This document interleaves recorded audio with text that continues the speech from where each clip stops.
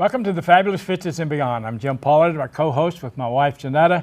We're going to be talking today about Barbeque on the River, Market Square mornings, and just whatever you want to talk about when we talk about Paducah. We have as our guest today Paducah City Commissioner Carol Gault, and she's going to update us on what's going on. So you stay tuned and we'll be right back. And he'd say, go with what you got. Start from where you are. Give it your best shot. Keep reaching for that star. Get in the race. Keep your own pace. Keep moving and never stop. Just go. Go with what you got. Welcome back. Our guest today is Carol Gault. Carol is, I guess you'd say, the newest city commissioner? I am. That's what I thought. It's my first term. Yeah, and we're glad to have you on our show today. She's pretty knowledgeable about what's going on around town, and there's a lot, you know, that's the one thing about Paducah. Would we call Paducah a mid-sized town or a small town? I would say that we have a lot going on, so we're a mid-sized town. Yeah, that's what I'd say, and that was one thing that impressed us about it. Of course, Paducah was her home, and that's the reason we came back here. But there's a lot that goes on, and especially downtown, which I think is a very interesting drawing card for the public, and they need to know what's going on, which is part of what we do at our show. Big thing is Barbeque on the River. That's right. It'll be here before you know it, the 23rd, 24th, and 25th of September. Now, they got a lot of new things going on this year, don't they? We do have some new things, but we also have the old things, and we try to keep in mind that it's there for charities. $400,000 go towards charities, and we'll serve 60 tons of meat, believe it or not, and there'll be 75 teams that'll be there. So we'll, but of course there's pork stock that goes on Wednesday night, which is a new thing. What is that? I hear a lot about pork stock, but what is it? Well, it's a new event that was started last year in an effort to raise funds for the festival itself. And that's something that we started on Wednesday night, actually, as a kickoff event to help raise money for the event itself, because as you all know, costs increase. Mm-hmm. And so to keep costs down for the participants, because the goal is to raise money for charity, we thought it just would be fun to have a kickoff event. And mm-hmm. So there are tickets, and you can purchase tables, and you can do all that by calling David Boggs, who is the festival coordinator. Of course, Susie Coroner and I help, but really David is the one that's laying on his shoulders this year. So, well, Barbeque on the River has come a long way. Because I remember the first year we went, there was no barbecue on Friday. Yeah, I remember I was going to say we went down there on Friday night to get barbecue. There was no barbecue for sale on Friday night. So it's come a long way. Right now. And now on Thursday morning, you can come around 11 o'clock and you can get all the barbecue you want on Thursday and all day on Friday and Saturdays as well. And one thing I want to mention before I forget are the shuttles. This year we'll have that shuttle service again, and it'll be a great thing. You can park at Carson Park and then just pick up the shuttle service, and we'll bring you right in and drop you off right at the barbecue. So it'll save a lot of walking and a lot of hassle with parking. Yeah. And that'll start on Thursday afternoon at 4 o'clock. Well, that's good, because that's important. It helps a lot of people, when you've got a shuttle service. Because it's a pain in the neck to try to find a parking place. Well, we have a lot of people that come, which is the goal. That's right. Is this the largest nonprofit fundraising event around? That I know of. That was Susie's goal when she started out. That was her goal when she started out. Susie Corner has been with the festival since its inception. And as to my knowledge, it is. Around in this area. Yeah, yes. Other than the telethon, I guess. Right. It sounds like it's the largest, other than maybe the telethon. Mm-hmm. And of course, I think the telethon's doing 600,000-700,000 now, something like that. Yeah. But it's huge, and that's especially for a one night, like 16-hour event. That's huge, But this is huge. The thing about this is an attractor that brings people into town.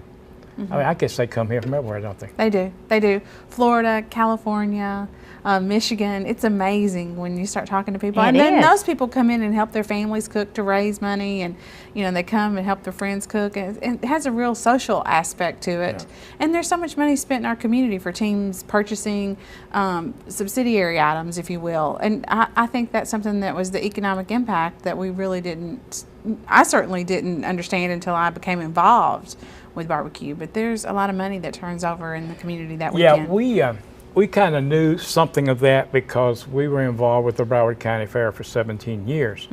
And the amount of money that turns. That's right. I mean, because, you know, you set up, well, one of the soda companies does all the sodas and the meat company does all the meat, and all of a sudden you're in huge dollars that turn over as a result of the food that's changing hands.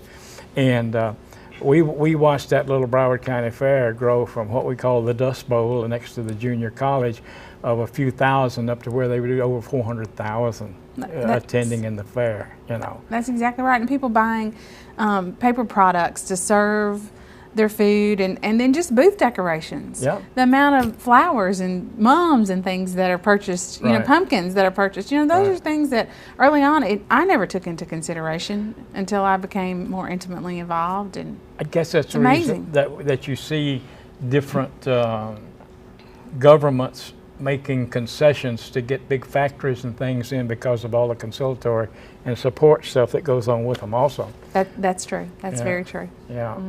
So, but this is which Barbecue on the River? The 16th ever. 16th. I think this is the 16th year, I believe. Are they, go ahead. Does it get, excuse me, does it get bigger every year? It does. In some aspects, it does, because, you know, the charities will add something new, or there'll be something like pork stock, for instance, was added new last year. You know, there's always a different twist or a different turn, it seems like.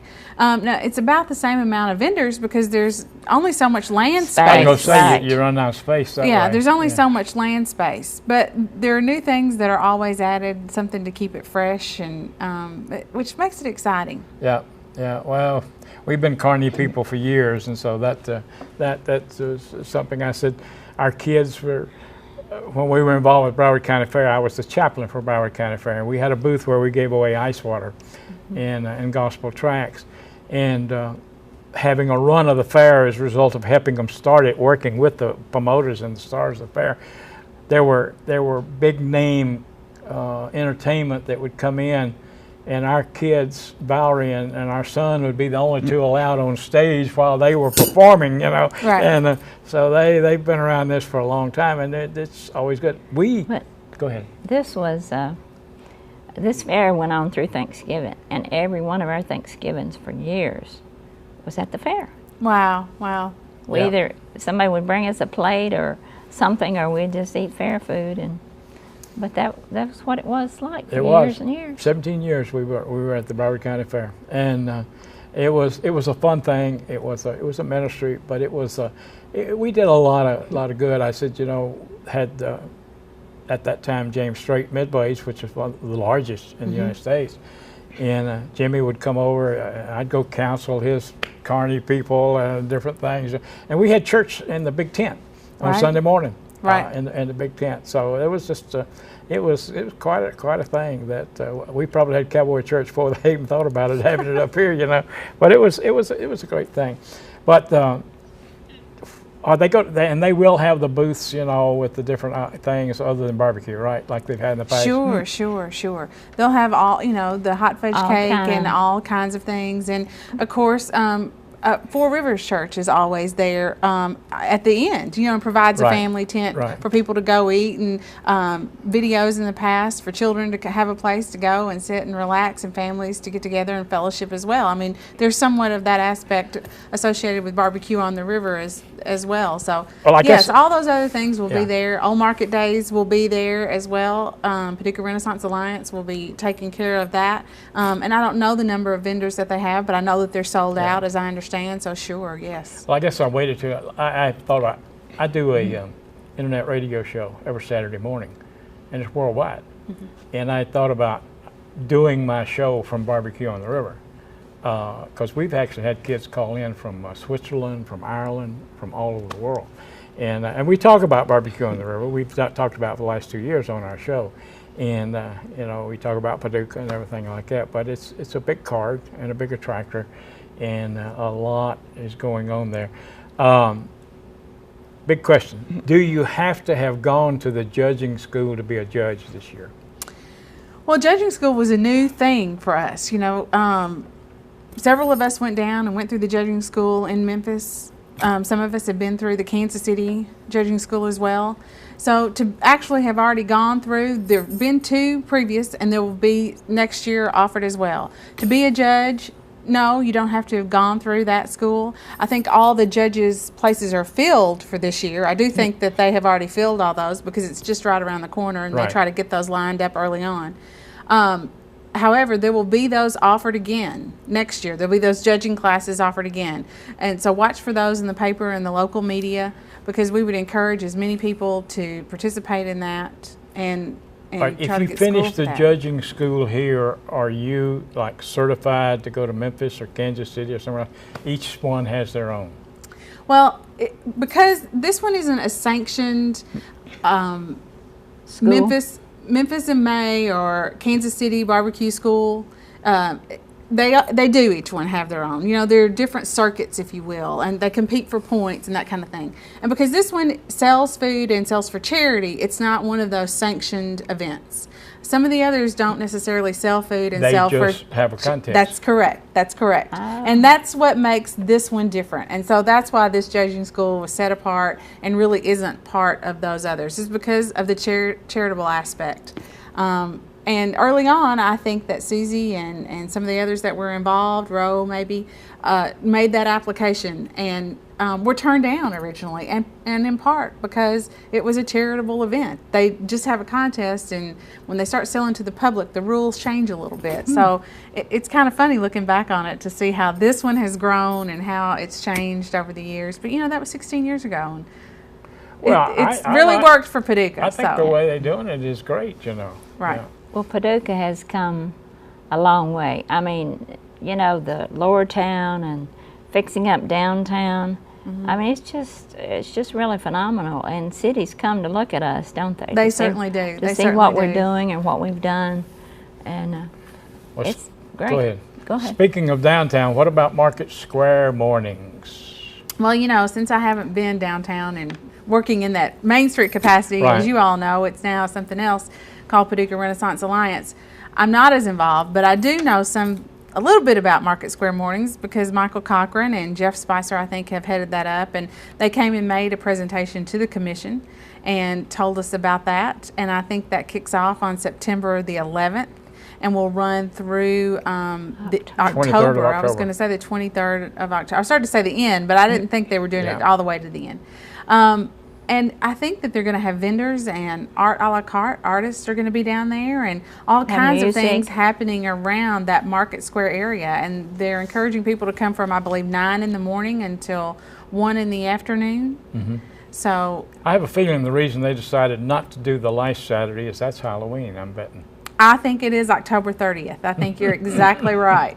I think so. I don't think I'd want to have one down there on the Halloween either, you know. Go But ahead. it sounds like a lot of fun. Oh, I think They're anytime. talking about having live music and, you know, everybody selling different things, and I think it'll be interesting. You know, anytime volunteers and stakeholders in the community step up to the plate and organize things like that, it usually does extremely well. Again, you know, that's how so many things, and you know, Downtown After Dinner started, and barbecue started, Summer Festival. We've had so many things. This community is really good about people stepping up and taking the reins. So I think it'll be a great thing. Good.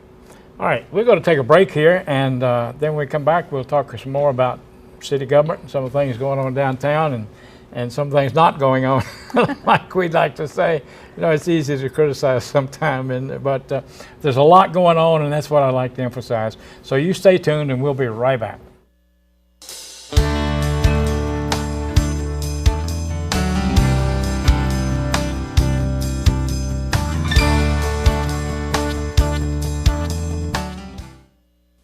We didn't have much to give then. So when they showed up firing them mean looks around the place and staring us down on prices, well, I was angry. Didn't seem to bother my father, though. He had me load another bushel of apples in their trunk. I learned later on that this family was in need. The greatest gift we give, it's in our heart, what we believe, the way we live. Caring for others. Pass it on.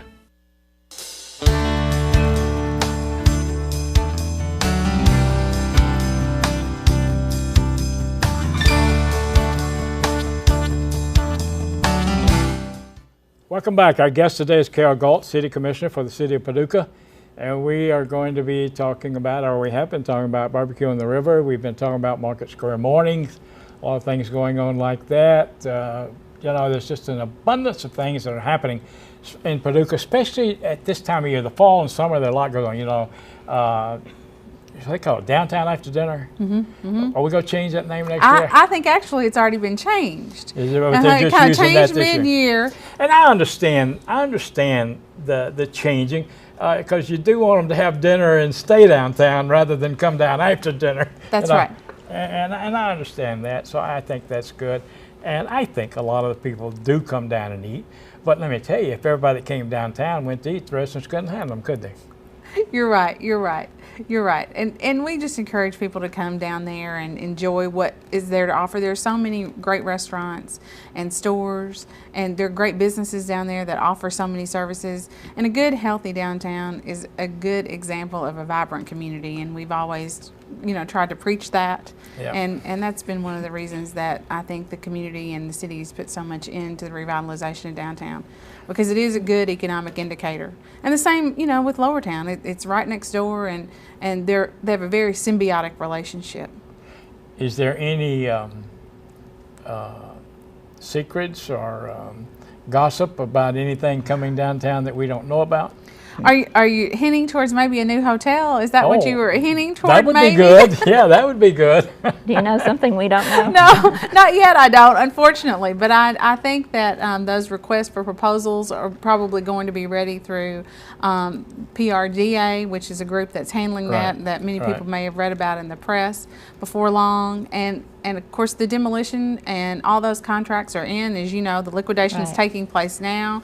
So all that's right on schedule and should be taking place very soon. Everyone will be seeing that come to fruition, and I think there'll be a sigh of relief come through the community once it's all behind us. Something just goes on and on. But it's going to be weird, kind of, not seeing it, you know, down there, because it's been there for almost forever. It's been a part of this community. It's been, you know, my wedding reception was held there. Oh, really? You know, so I think so many people have sentimental attachments, but there are going to be so many positive things that are going to happen, and we just have to look at it from that point of view, I think, because it's really going to be a bright future. We have so many positive things on the horizon.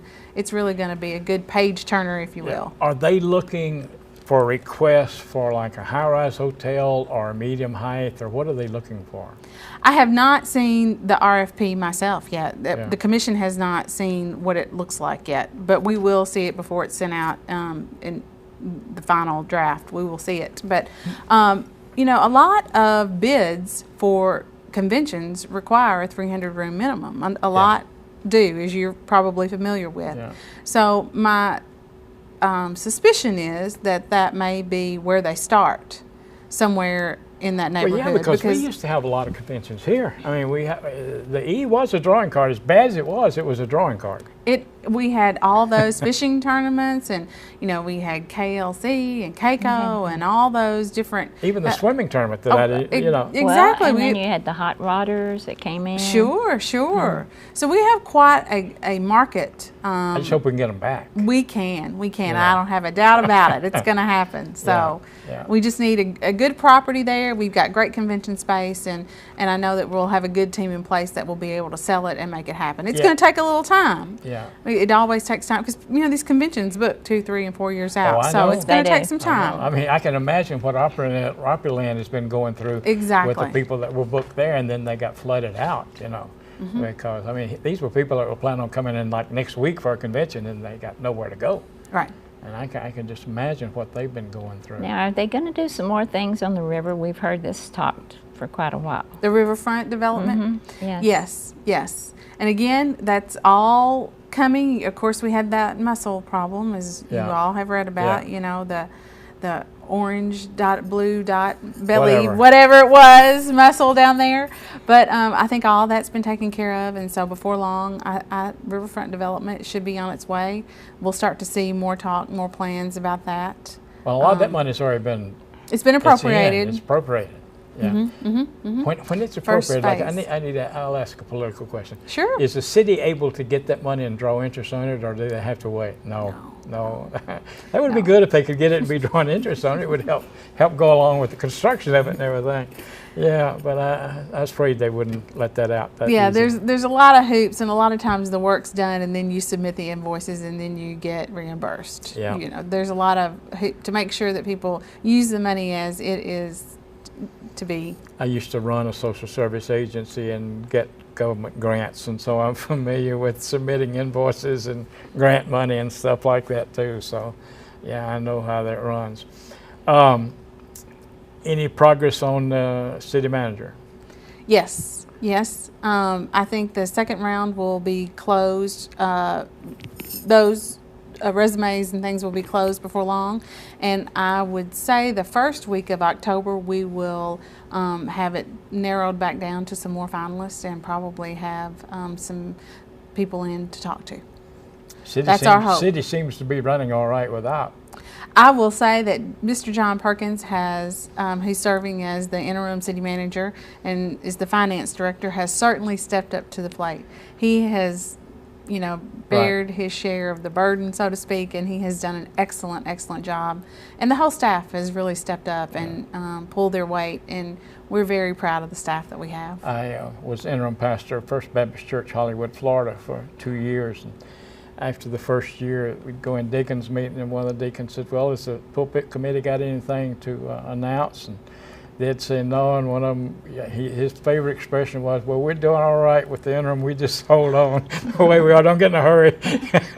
Well, there's a lot to be said for that. When you have a good interim, not to get in a hurry and make sure you make the right choice. Yes. And so I think important. we all feel very strongly about that. So, and we know we've got a good interim, so we're not going to get in any hurry. Yeah, well, that's good.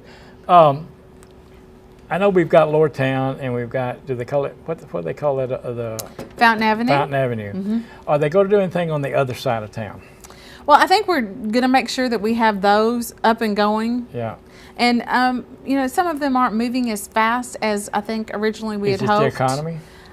In part, yes. Yeah, I think everything has just been a little slower. Right. Because of the swift changes in the economy. Some things that have just not been as predictable as we would like for them to have been. So I think we're just going to hold up and see how some of those things change. Well, I love Lower Town, and I love the Fountain Avenue area. There's some beautiful homes in that Fountain Avenue. Beautiful, absolutely beautiful. I mean, beautiful. Of course, today it's the question of going in and redoing them because of energy and the heating and cooling and everything. Just a lot of bucks to fix them up. But there are some great buys there and some great properties. There's some really good housing stock in those neighborhoods. And it's going to take time, but all development is cyclical.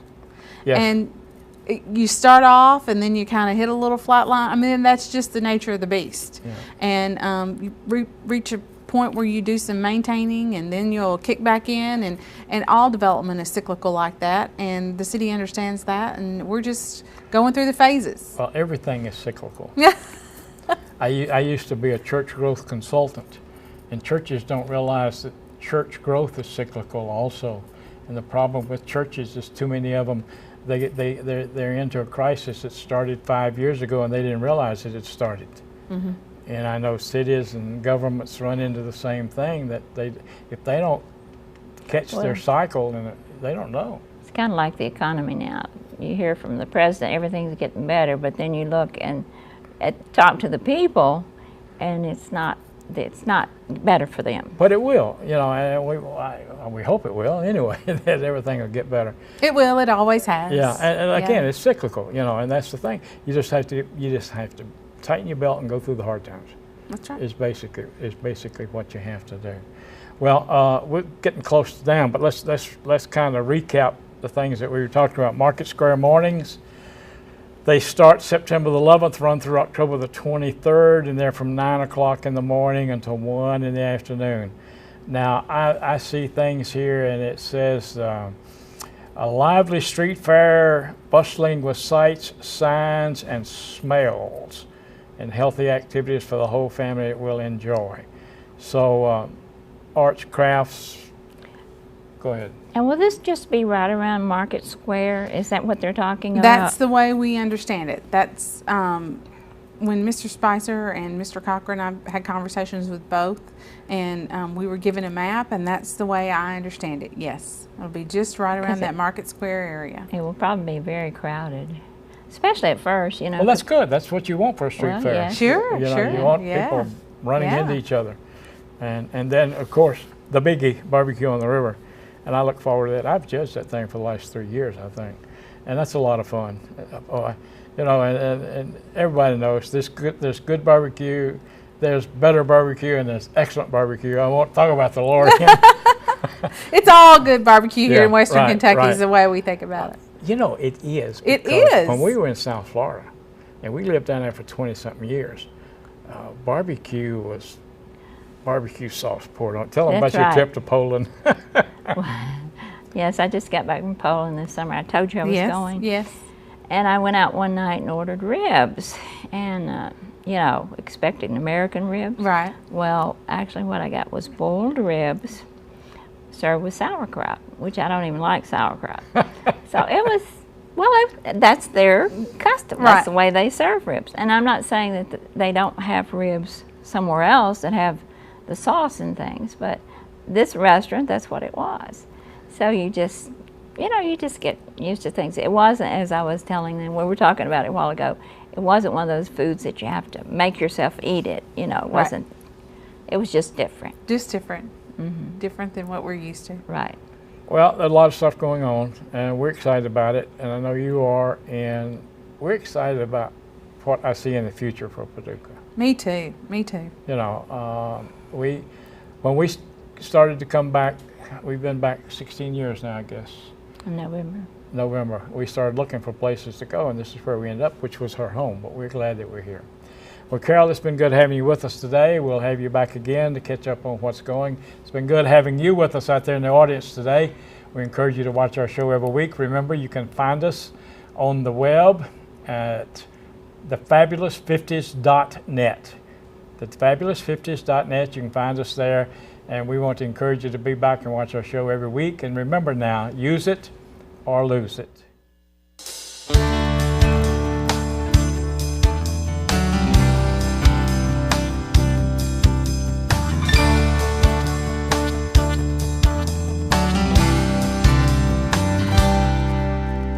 Can't see as well as I used to. Can't run as far or as fast. Sometimes I think that the old me is becoming exactly that. But when I start thinking of all I don't have, that's when I tell poor me Beethoven was 50 and deaf as a post when he wrote his Ninth Symphony. And he'd say, go with what you got, start from where you are, give it your best shot,